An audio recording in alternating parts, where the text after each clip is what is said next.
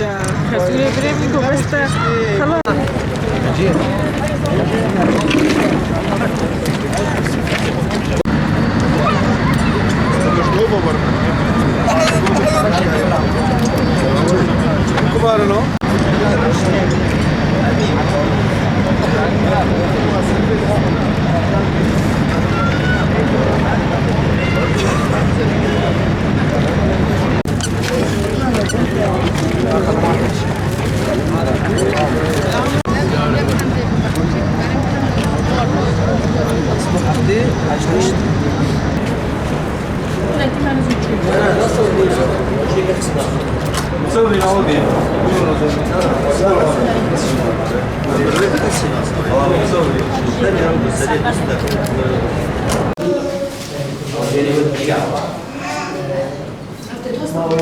ئەمڕۆ دیارە دووەم ڕۆژی دابەشکردنی هاوکاریەکانی قەزای خورماتووە لە باشووری خورماتوو باشوور عێراق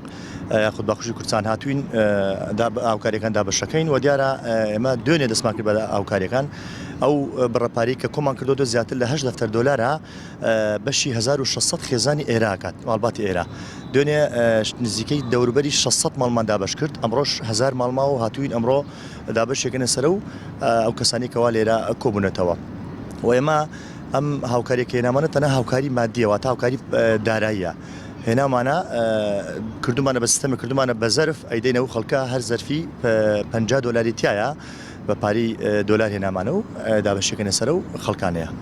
ئێمە ئەمڕۆ سێم ڕۆژمانە یەکەم ڕۆژ فریان نەکەوتین دوێنێ و ئەمڕۆژ دابەشیەکەین ئەگەر فریان نەکەوین سبێنش ئەمینەوە دابەشیەکەین ئاین تاکۆ هاوکاری ماوە ئێمە بەردەوام دابەشیەکەین و بەیانی وارە لە خزمەتی خەڵکین ئینشەڵڵا لە خزمەتە